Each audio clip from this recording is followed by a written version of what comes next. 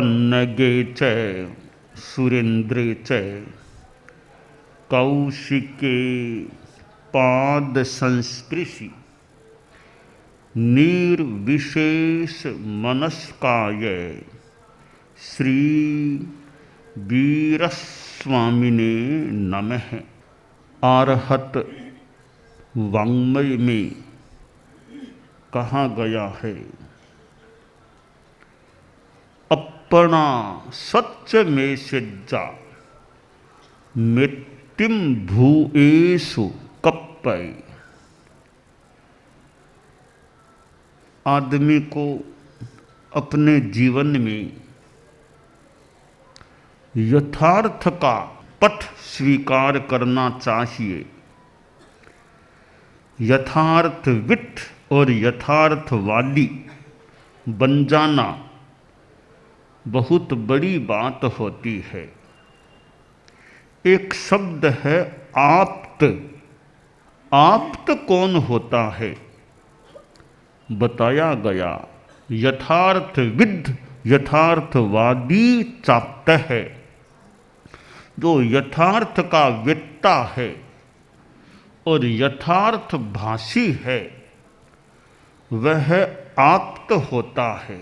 सच्चाई को पाने के लिए आदमी को खोज करने वाला अन्वेषक बनना होता है।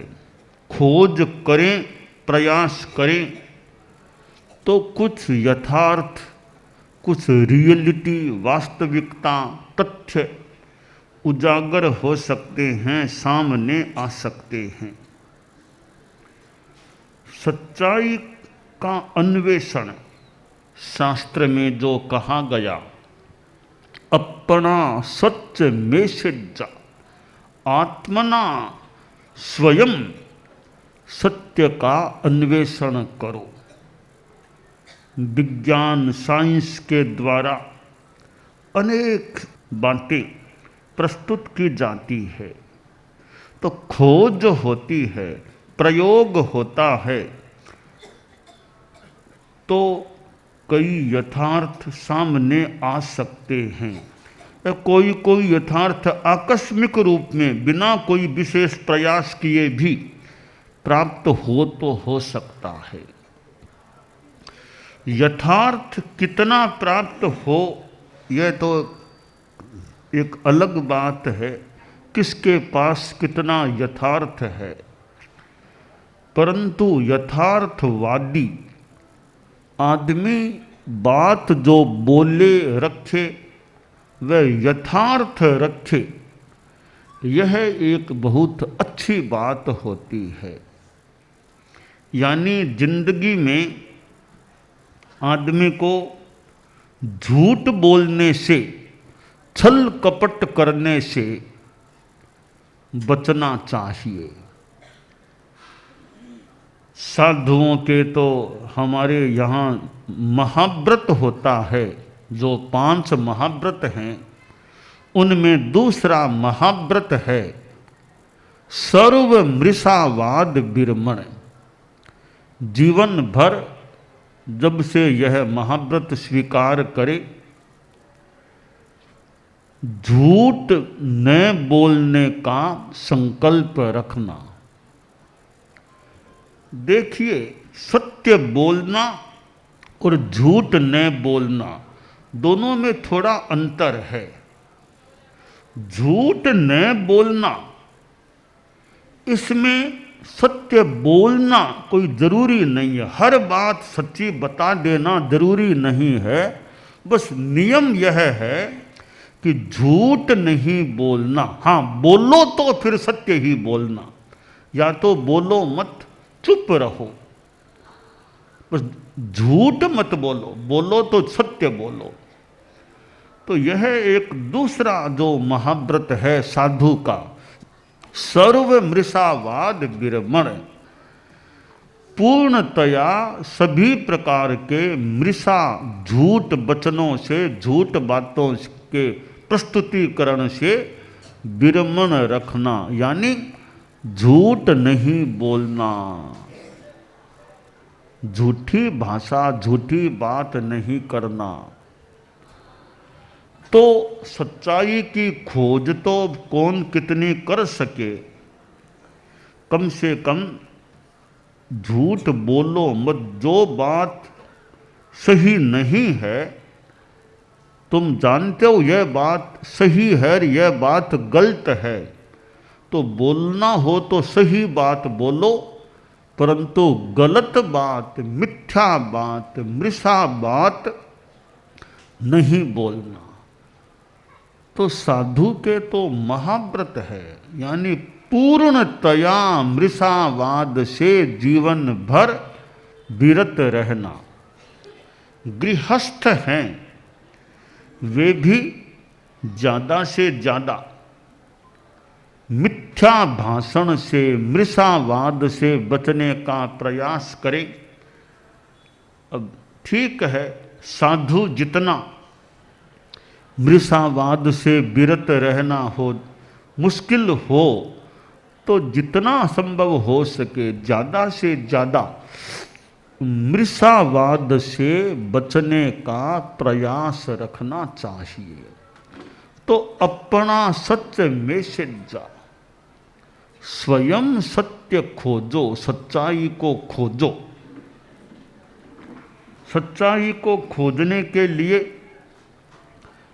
अनाग्रह भाव होना चाहिए, दुराग्रह नहीं होना चाहिए।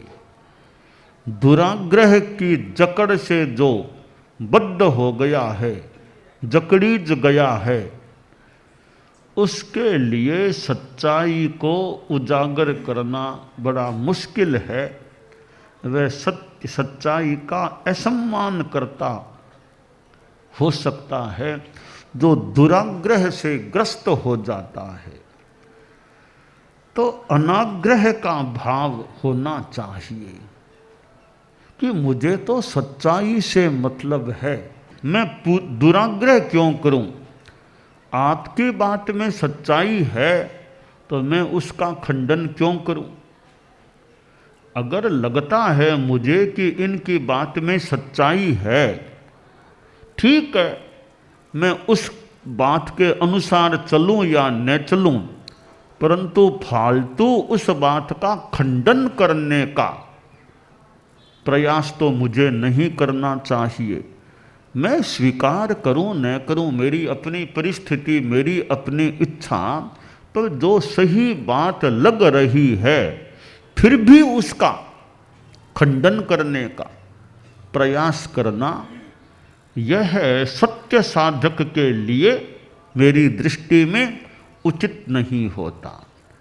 तो सच्चाई की खोज करना है तो हमें दुराग्रह से ग्रस्त नहीं होना चाहिए, अनाग्रह का भाव रखना चाहिए।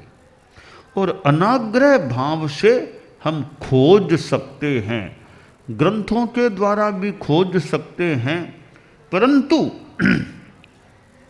ग्रंथों से सच्चाइयाँ मिलने में सहायता मिल सकती है, परंतु निर्ग्रंथ भाव पुष्ट हो जाता है। निर्ग्रंथ भाव, वीतराग भाव, भीतर की गहराइयों में जाने से जो सच्चाइयाँ मिलती है, वे सच्चाइयाँ संभवतः ग्रंथों से भी नहीं मिलती।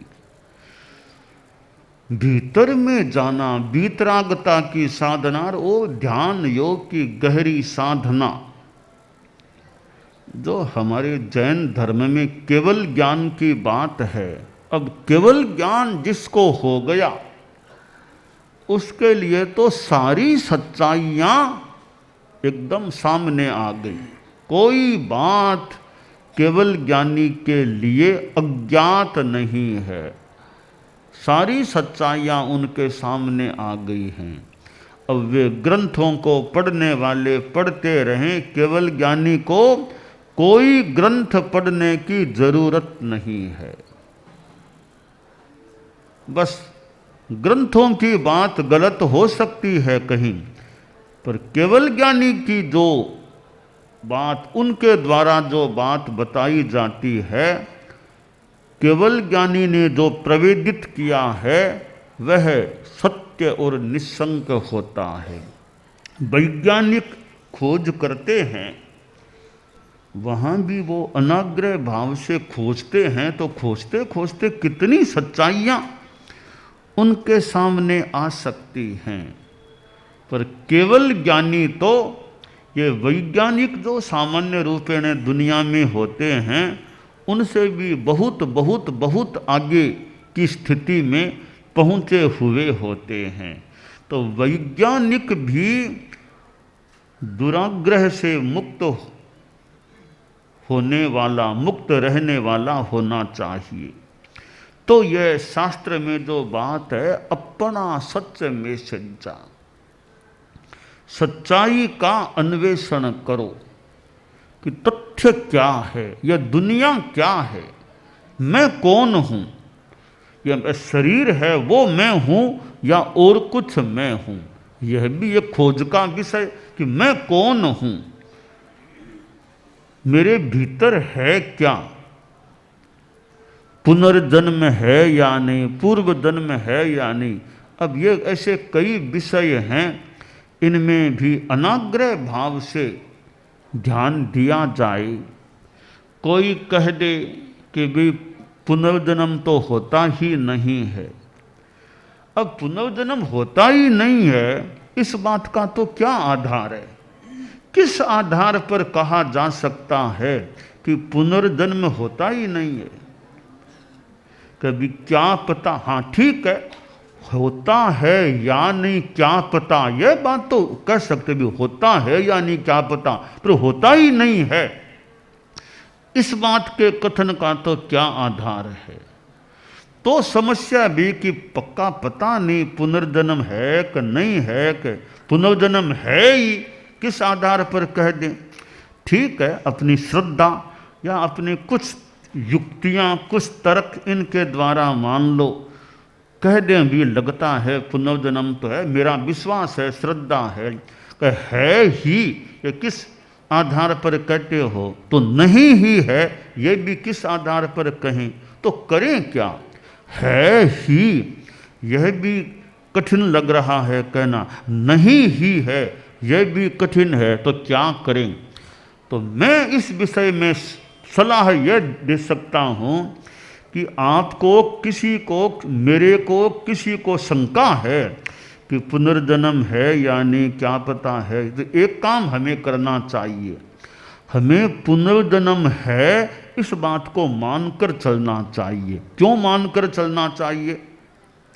कि अगर पुनर्जन्म मान लो है, तो हमने यह मान लिया, मान के चलते हैं पुनर्जन्म है, अर्थात पाप मत करो, झूठ कपट मत करो, हिंसा मत करो, लड़ाई झगड़ा मत करो, किसी का बुरा मत करो, पुनर्जन्म है, इस हाइपोथेसिस भी मान लो, कल्पना कुछ भी मान लो, मान करके जीवन जियो, भी पापों से बचो।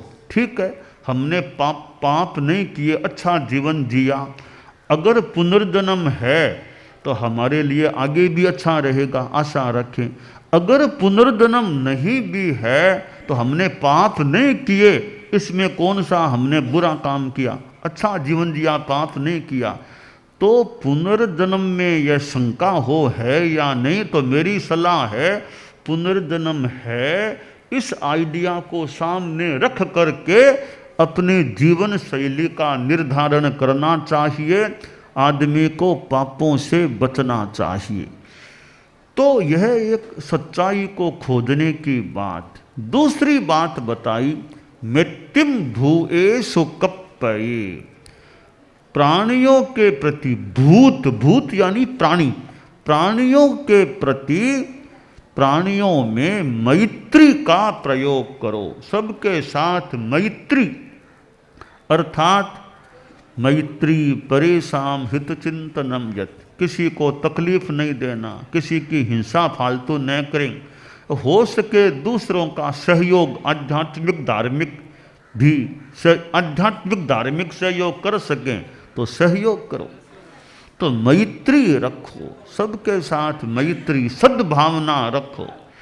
कोई भी आदमी है, आदमी क्या कोई पशु भी है, उसके साथ भी मन में मैत्री सद्भावना, सबके प्रति सद्भावना, पक्षियों के प्रति भी सद्भावना, कीड़ों मकोड़ों के प्रति भी सद्भावना, बिच्छू सांप के प्रति भी सद्भावना, सबके प्रति मंगल सद्भावना रखें।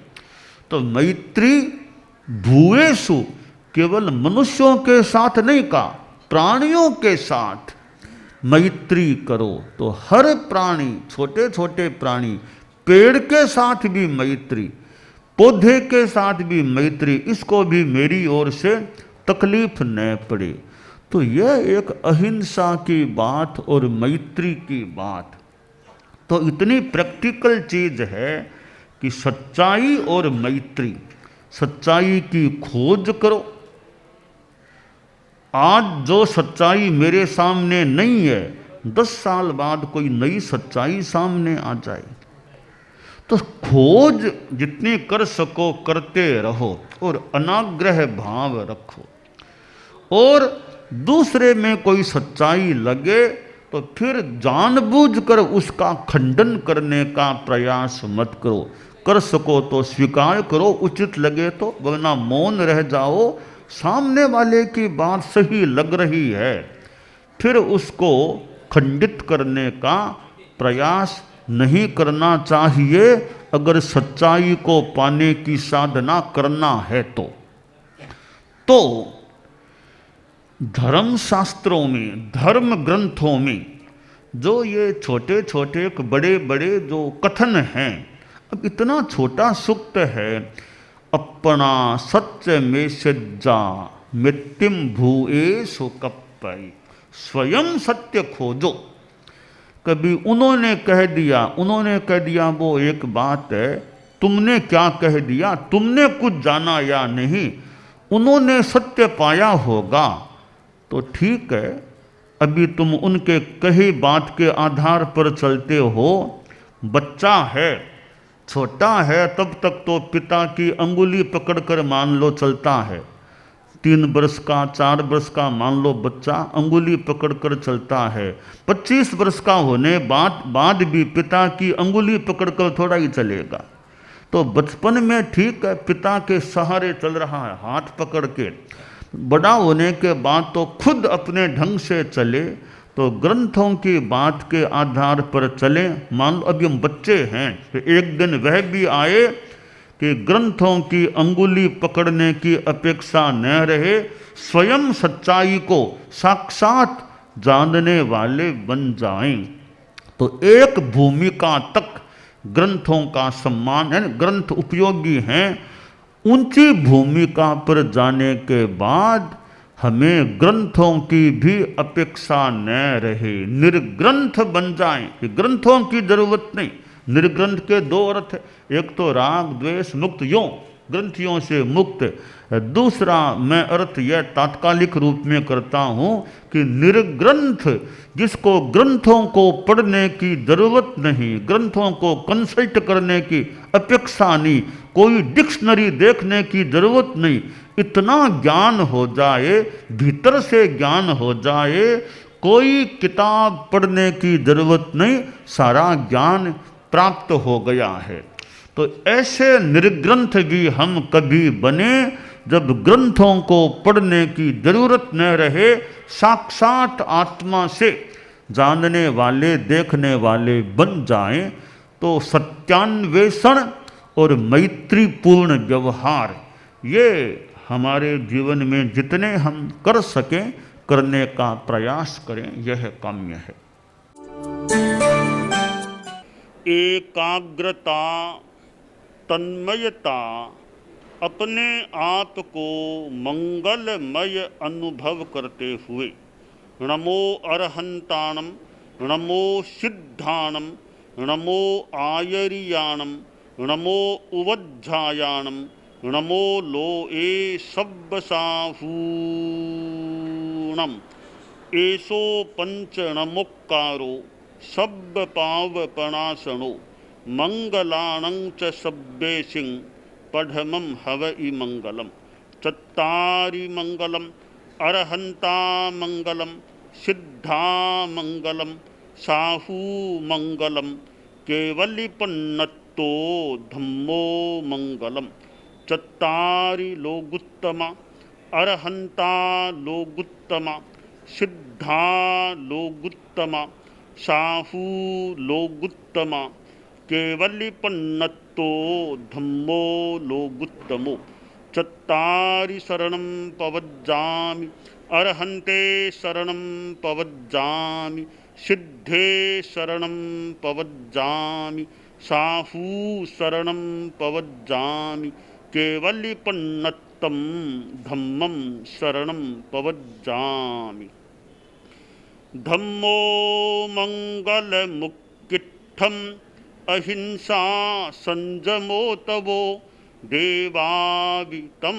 नमंसन्ति जस्य धम्मे सयामणो च इत्ता भारहं वासं चक्रवट्टिमहिद्धियो सन्ति करेलोए पत्तो गइमणुत्तरं देवदानवगन्धर्वा जक्षरक्षस किन्नरा बंभयारिं नमंसन्ति दुःकरं जे करन्ति तम् मंगलं भगवान् वीरो मंगलं गौतमो गणी मंगलं स्थूलभद्राद्यः जैन धर्मोस्तु मंगलम मंगलम मतिमान भिक्षुः मंगलम भारमल्लकः मंगलम रायचंद्राद्या मंगलम तुलसी गुरुः महाप्रज्ञोस्तु मंगलम तेरा पंथोस्तु मंगलम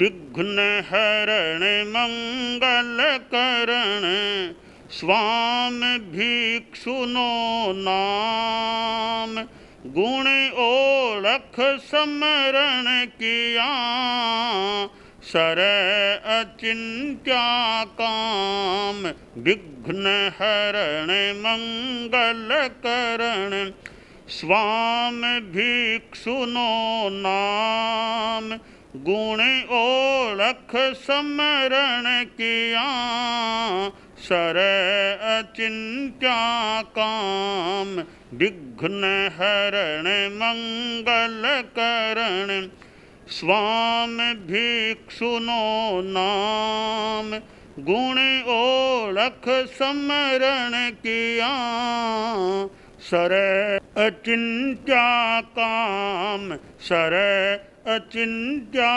काम सर अचिंत्या काम।